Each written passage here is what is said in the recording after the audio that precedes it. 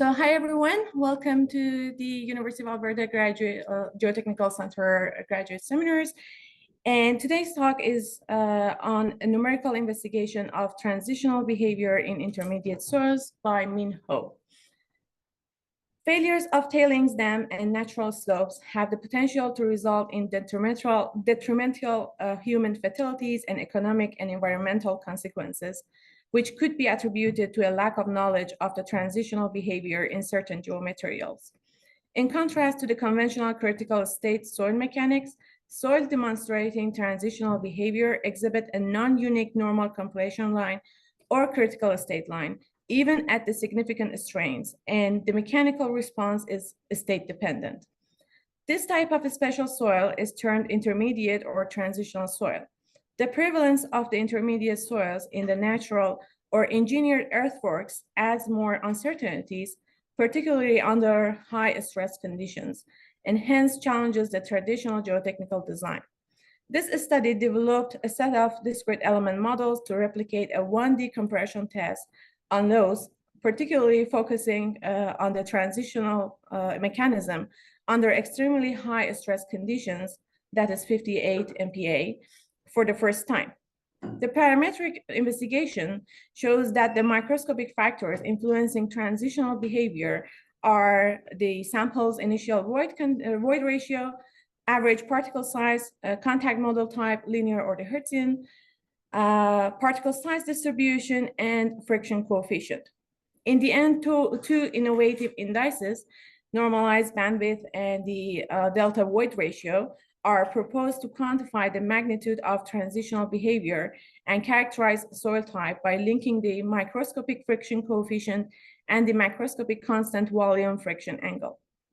Min Ho is an MSc student in geotechnical engineering at the University of Alberta, supervised by Drs. Albert Liu and Chao Kang. She is interested in advanced geotechnical numerical modeling of silts, cemented sands, and geotextiles. She is an active member of the Geotechnical Society of Edmonton and the Canadian Geotechnical Society. And she is passionate about the unique soils and sites. So please, without further ado, let's welcome Min to the podium. Thank you, Atina, and thank you everyone for coming. So my intention is not only to share some findings, I really want your feedback to improve my demonstration, and also if we have more questions, I can do more work to improve my thesis. That's our intention. Thank you everyone for coming. My topic is the numerical investigation of transitional behavior. So my modeling soil is loess, which is a special silt. This is my outline. Okay. Firstly, we introduce some basic fundamental soil mechanics and the country soil mechanics. Then we do some literature review, mainly from the laboratory tests. So we will know which factor or how many parameters are influencing the transitional behavior from the laboratory test. Then we do the numerical simulation of loess to see its transitional behavior. After we get our numerical test data, we do the quantification of transitional behavior. Then we give the brief conclusion. That is the outline. So firstly, we know that critical state is kind of a stable state. At the end of shearing, the strength doesn't change a lot, even if your strain is continue deforming or do everything, your strength doesn't change. So this is a critical state.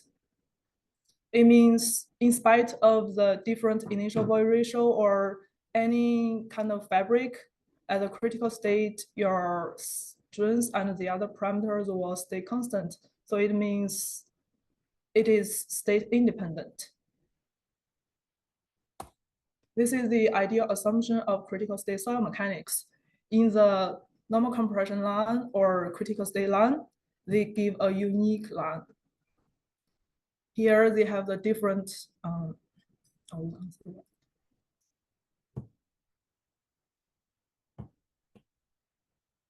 Here, in spite of the different initial void ratio, they will converge to a unique normal compression line NCL.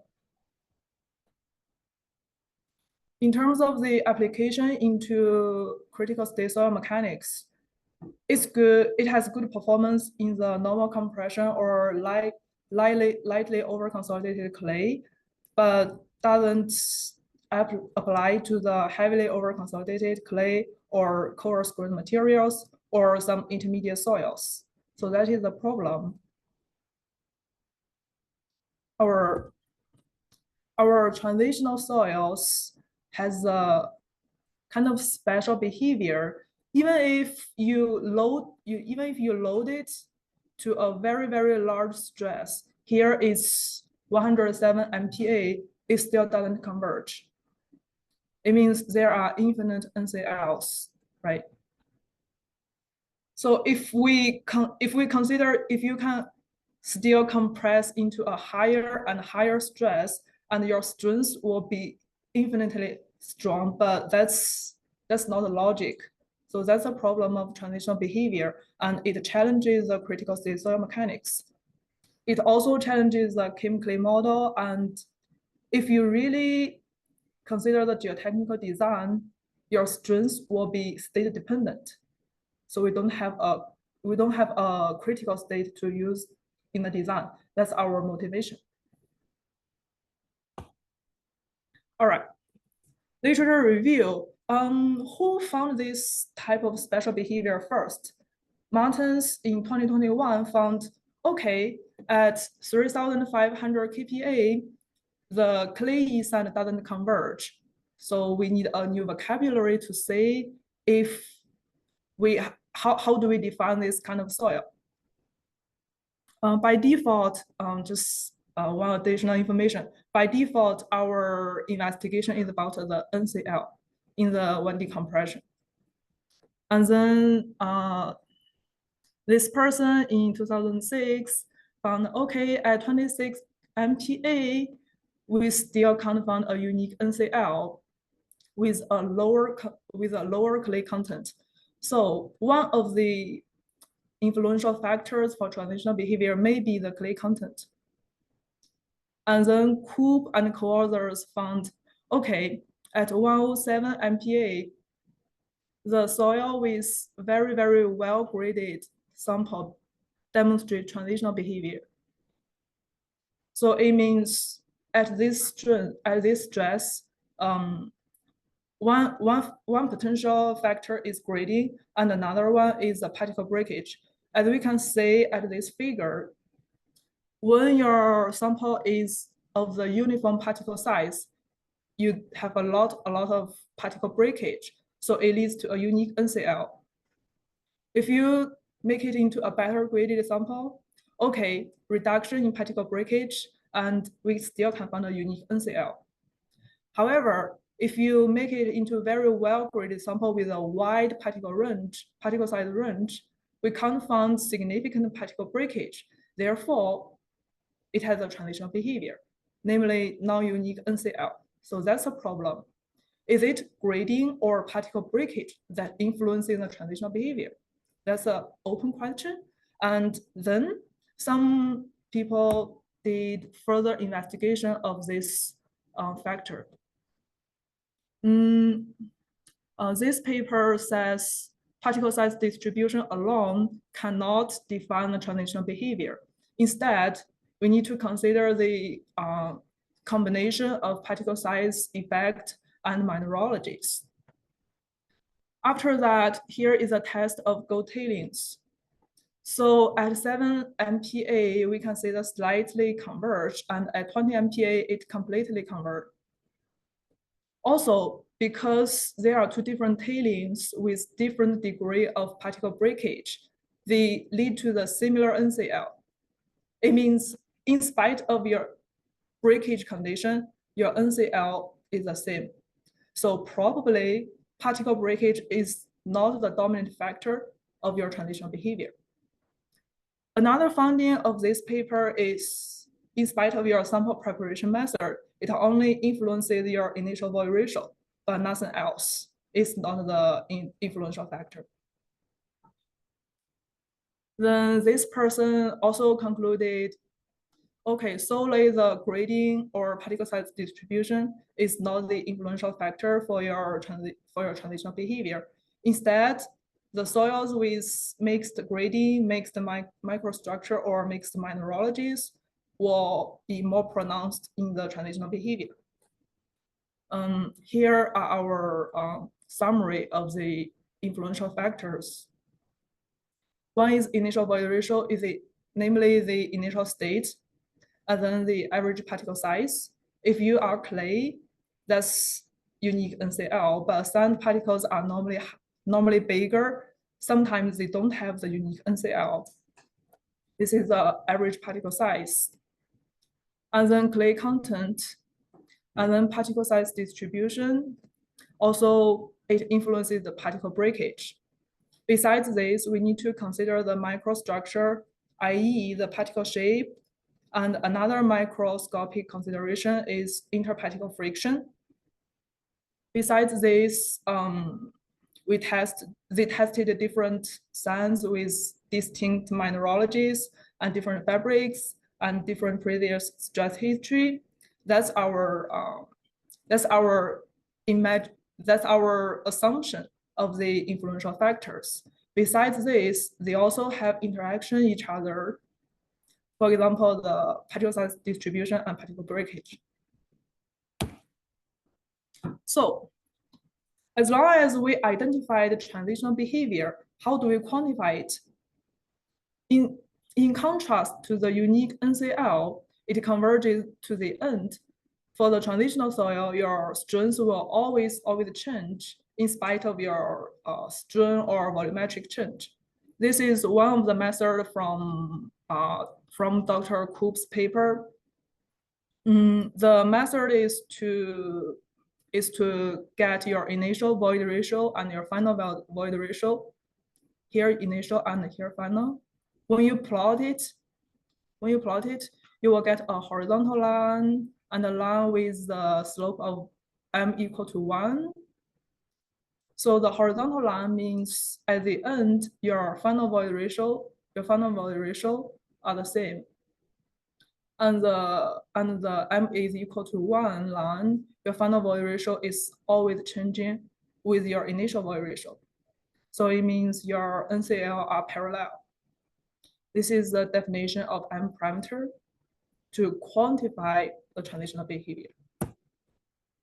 Now, with our literature review, we will say we don't have some particle level analysis of the mechanism of transitional behavior.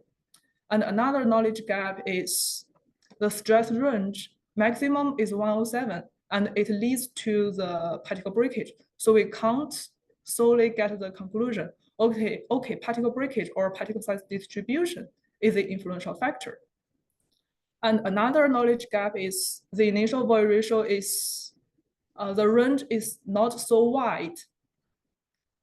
Probably they have up to 1 or 1.05, but no higher.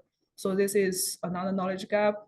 And another one, up to now, we only have one quantitative method, that is the M parameter. So in this work, in order to make up these gaps above, we do the numerical simulation in DM, discrete element method, of the 1D compression test of loess. And then we do the parametric analysis to find which factor is driving the transitional behavior. And then we proposed 2 quantitative indices to say your intensity of transitional behavior. Okay, before we really do the simulation, we need some reference. This is from my supervisor. He did the laboratory test, 1D compression test of reconstituted CLT Chinese loess. The stress level is up to 58 MPa, and the void ratio, the initial void ratio is pretty high as 1.4, and the final void ratio is as low as 0.2. So it means we kind of successfully get the void ratio range into a wider value so we can say what kind of behavior they will get. Besides this high stress testing facility, we get the particle size distribution of different samples, and my numerical model is based on this facility dimension and the particle size distribution. Here is the void ratio vertical stress line. We can say even if you load it to 58, it still doesn't converge, and some of the lines are even parallel. So it has very pronounced transitional behavior. Here is our initial void ratio 1.4 and final void ratio 0.2. Okay, about my model, I wouldn't introduce too much about how did I construct the model. Some highlights, there are some highlights. One is the initial void ratio of 1.09, and another one is the model can capture both the convergent trend and non-convergent trend, namely the transitional behavior. Here is the particle size distribution I used. And in order to generate a sample of so high void ratio, we used two types of particle shapes. Two types of particle shapes to give it a high initial void ratio. How did I do this? Firstly, in the sample, you generate the specimen with the spherical balls. Then you replace the balls with your clumps. By the way, the clump is a rigid assembly of those elementary pebbles, so they don't crash. There's no particle breakage in my model. Here is the clump model, and here is my specimen parameters. Then we do the 1D compression test. So before you really load it, how do we get the right curve? The K element is your contact model in the discrete element method, because we imagine the lowest particles into different clumps, and then we have the contact between each other, then you will get the stress strain response. However, in SILT, we don't have previous tests. We don't have previous tests for this specific soil. So you need to try different kind of contact models. My review for previous soil tests about sand and clay is that for the sand, they have linear contact model or hertz mainly contact model or rolling resistance. Or if you simulate the cemented sand, we use the parallel bound contact model. That's the sand model. In terms of clay, because you need to consider the plate morphology and physical chemical interaction, the van der Waals force, and etc., we don't have a standardized contact model to simulate clay in DEM. So how do we consider SILT? Let's start with the very basic model, the hertz and linear contact models. As you can see in the figures below, if your numerical curves will go with the laboratory curve, we can speak that, okay, your model can calibrate, your model can capture this compression behavior. So I tried many parameters, and here are the final parameters we used in our models. The linear model and the hertz model. Many people would say, well, I can still see the huge difference. Yes, it is, but unfortunately, that's the best I can simulate in DEM. If you use other series, such as continuum simulation or other softwares, other series, you can get a really, really good simulation data. But in DEM, I tried, that's the best I can give. All right, as long as we get the model, we do the compression test. Here is our compression test result. As you can see in the in this figure with the linear contact model, the samples with different initial void ratio don't converge at the end. There's still a wide range of the difference in the final void ratio. And we can see here has a transitional behavior and pronounced transitional behavior. However, in the Hertz contact model, in spite of your different initial void ratio, we generate a unique NCL. So that's the difference of the two contact models. So which one is driving the transitional behavior and how does it influence the transitional behavior? We need to consider those factors. As I already mentioned, void ratio, initial void ratio is one of the factors, no problem. And particle size distribution, because your samples have different particle size distributions, that's also no problem. Okay, how about particle shape and interparticle friction? Let's think about the particle size distribution first. Also, because of the computational limitation, in my numerical model, I generated 3 samples with different particle size distributions. The one of the uniform particle size distribution and another one with a wider range of particle size distribution. Here is our result. As you can see in the linear contact model, okay, it has the influence, your lines is kind of different. And then your Hertz contact model, we can see the curve of the most wide range is the most compressible. It is at the bottom, right? So even if previously in your Hertz contact model, your curves all converge at the end, here your final void ratio is different. So it means we kind of have a transitional behavior. And here is a comparison. Previously, they converged to a final void ratio and we have the uniform NCL. But right now, if you change the particle size distribution, there's a difference. So our first conclusion is particle size distribution. Yes, it influences the transitional behavior in spite of your particle breakage, because particle breakage is not considered in this test. And another factor is your particle shape.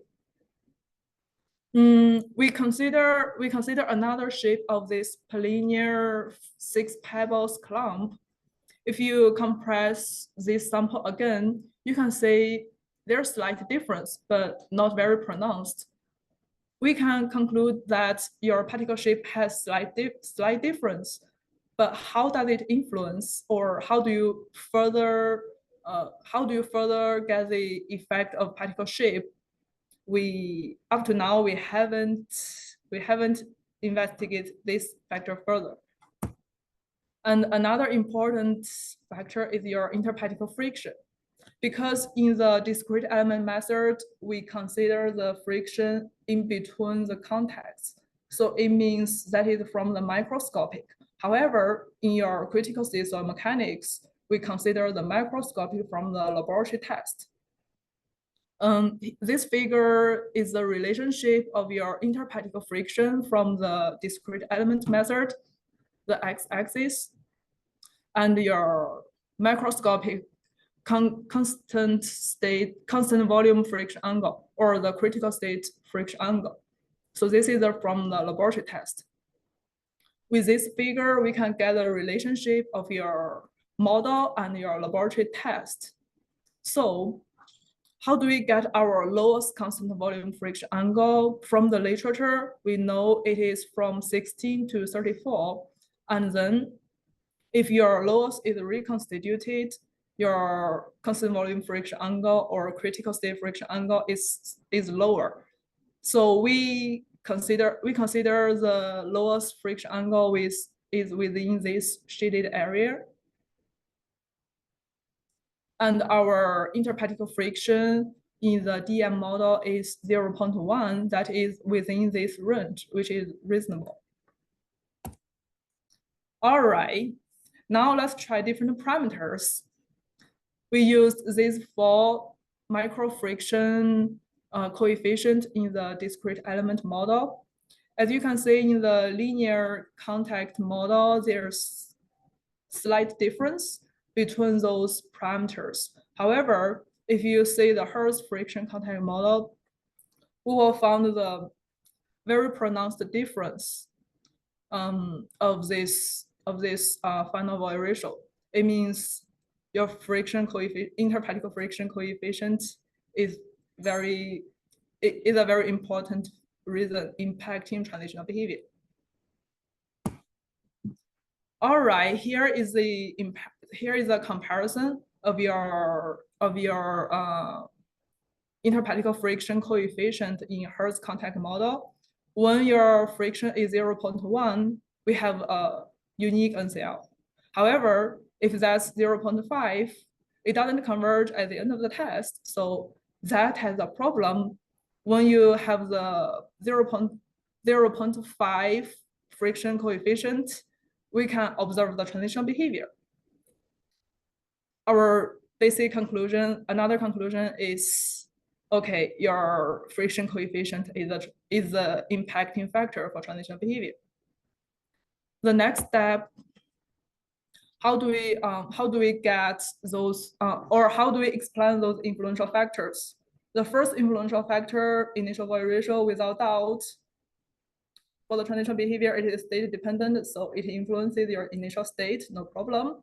And then contact type, as we have seen before, your linear contact model has the influence to get the transitional behavior, but your Hertz contact model does not. It generates a unique NCL. And the essence is because they have different force displacement behavior, whether it's linear elastic or it's nonlinear. That's another reason. And the third one is your particle size distribution without considering particle breakage. It means particle size distribution is the influential factor, in spite of if your particle crashes or not. And another important factor is your interparticle friction, because in the critical state, it influences the stress. Here are our 4 influential factors. Also, we didn't say too much about particle shape. All right, now let's turn to the quantitative method. As we know before, you use the M factor to quantify the final void ratio. So I quantified the M factor from my numerical test. One is in the linear model. As you can see, your slope of M value is 0.13. So it means we have the transitional behavior. On the other hand, in the Hertz model, it's almost 0. So it's unique NCL, no transitional behavior. This is the parameter from another paper from another person. And how do we consider the effect of friction coefficient? As you can see, one is unique NCL, one is not. We tried to get the relationship between your microscopic friction coefficient and the constant volume friction angle or critical state friction angle. So here is our data. We already calculate the M value, and you plot the M value against the constant volume friction angle. So here are different series from Kakute or from Bishop. Well, from these 2 figures, you can say with the higher friction angle, you get more pronounced transitional behavior, but that's it. Why we get these figures is because Bishop and Kakute are almost a century ago, so kind of their theory is kind of limited. So if you correct the constant volume friction angle and then plot it again, you can get this figure. The x-axis is the corrected friction angle from the recent paper. As you can see, the slope of this curve is kind of changing. When it's at the silt or intermediate soil zone, your M factor is 30. right? So it gives us a very strong hint to classify this soil, this curve into 3 types of soils: clay, silt, and sand, right? So here is your friction angle range and your M factor range. All right, besides this M factor from another paper, we propose another 2 quantification parameters. One is the normalized bandwidth. As you can see from this figure, in the end of the test, if it doesn't converge, we can measure the bandwidth. So how do we normalize the bandwidth without considering the initial state? For the x dimension, we normalize it by the final stress, which is 50 MPa in this test, and you can change it according to your test. In the y direction, we normalize it by the initial difference of the void ratio. So that is here. And then you can get your normalized bandwidth. Similarly, we plot the normalized bandwidth against your constant volume friction angle. Here is the curve. Similarly, we can classify this curve into 3 zones: clay, silt, and sand. And another quantification parameter is delta E ratio. As you can see, we get 7 data points at 1, 10, 20, 30, whatever, 40, 50, 60 MPa. And your y-axis is your delta E1 divided by delta E1, delta E2 divided by delta E1, and etc., delta E7 divided by delta E1. In that case, our start state will be 1, right? Here is your curve. Different friction coefficient they will all start with 1. And as you can see from this curve, if you have a unique NCL, the derivative of this curve at the end is almost 0. So it means it converges at the end.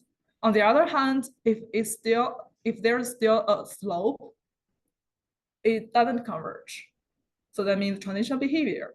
This is our another quantification parameter, delta E ratio, and we use this to quantify how much is the intensity of your transitional behavior. So with these 3 parameters, let's do a comparison. We all plot the parameters against your corrected constant volume friction angle.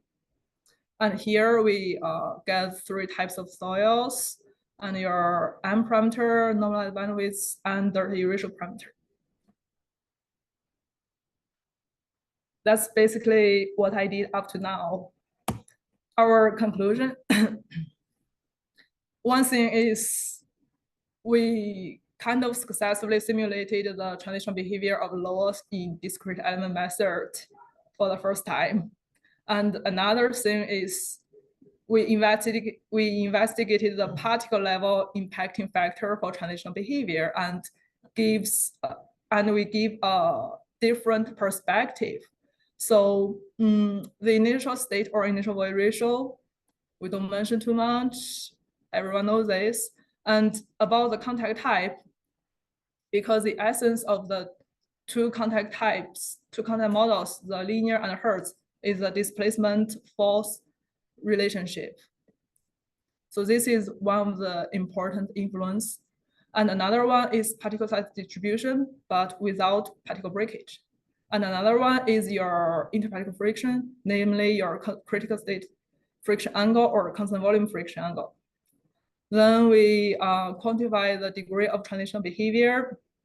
We propose 2 additional parameters, normalized bandwidth and delta E ratio. And from the figure against the corrected constant volume friction angle, we classify the curve into 3 zones, aka the clay, sand, and silt. That's my brief conclusion and my basic work. I'm waiting for more feedback and improve my thesis. Thank you.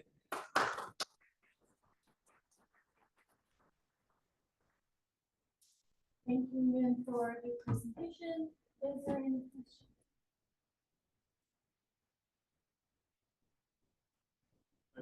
Sorry. I think we would be right because. No. Well, there is a problem with 20 people.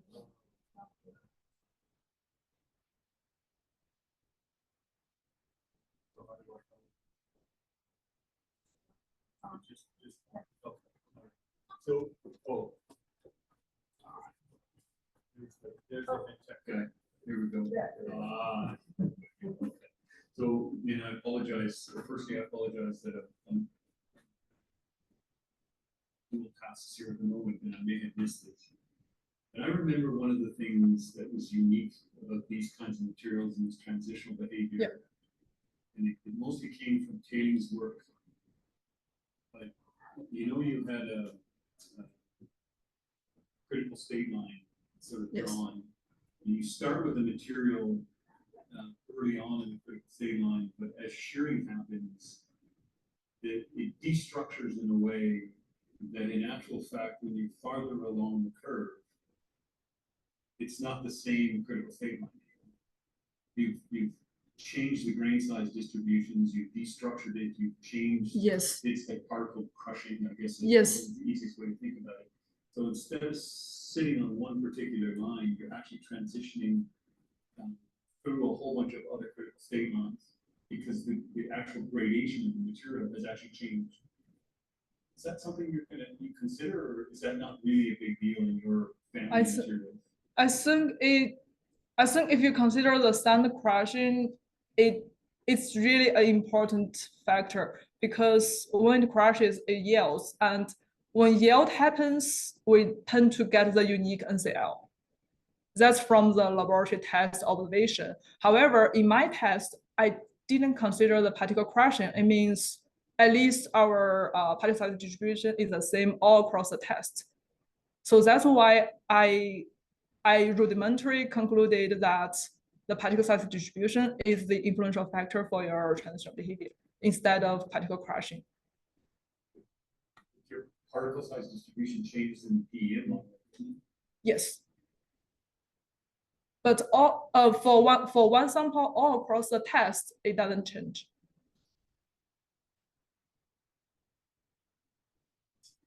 Because all the samples have different particle size distributions.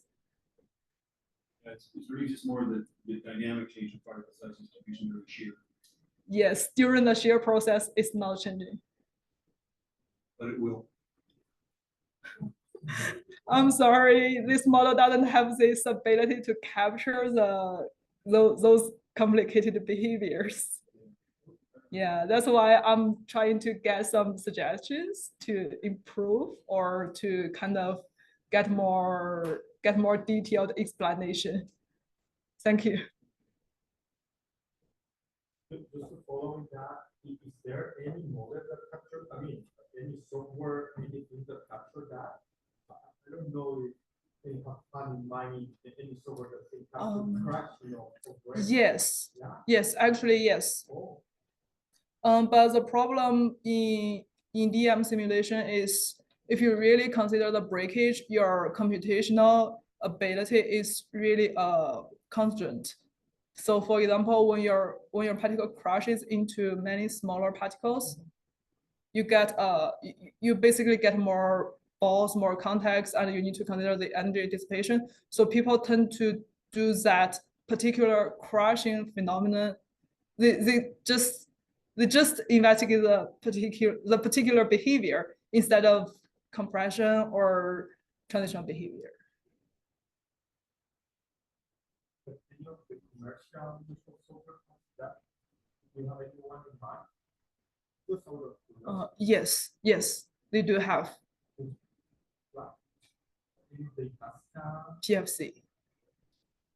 PFC, particle flow code. Yeah, the one that Yes. It's a really complicated behavior to study, especially in the DM.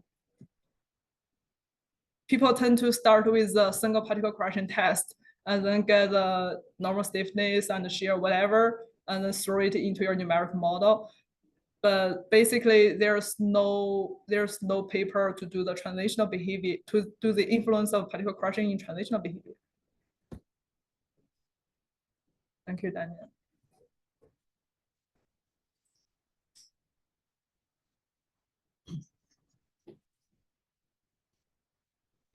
Got it, I got it. So I might have missed this too, so I was probably taking notes the whole time. But on your slide 15. 15? Yeah, you said there wasn't good agreement between lines on that slide. Yes. I think one back further. Okay. Two back further. Yeah, other directions. Oh, sorry. You mean here? Yeah, so, and I might have missed this, but the gray or the brown line, the non-blue line, what is that depth? And what is the blue line? I might have missed that. Oh. So the one with less data points is from the laboratory test. Oh, where's my pen? This one with less test data is the laboratory test. And the blue line is from the discrete element simulation. So there was physical testing done. Yes, Dr. Liu did that. But I mean, so you're saying that there's not good agreement, but you don't have a lot of points on that line, and you only, so this is just from one test.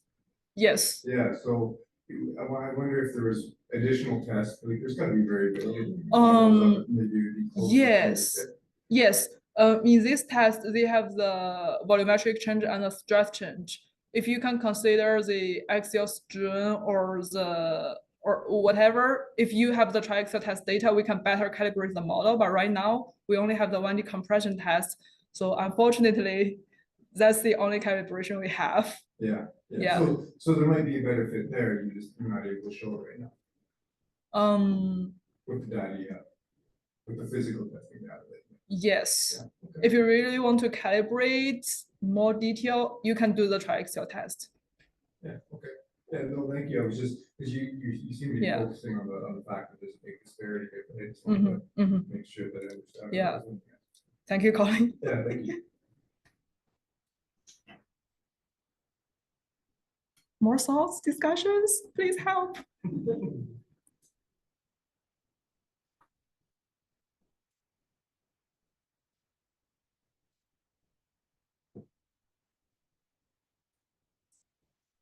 Thank you. Just a quick question. Did you do any 2D analysis? 2D? Yeah. Or you just in focus on the 3D analysis? in the numerical model, no. Yeah, it's in 3D. Because if you consider 2D, at least in PFC, in the software I used, in 2D, you basically consider the radius of the ball, right? But the dimension of the ball, by default, they assume it as 1 meter. So your behavior is kind of less realistic in 2D. Thank you, Zora. Is there any chat? No, actually, there's no questions in the chat. Okay. Wraps up this Okay. seminar. Thank you again for the great presentation. Thank you, everyone. Thank you, Tina. How do I log out? That's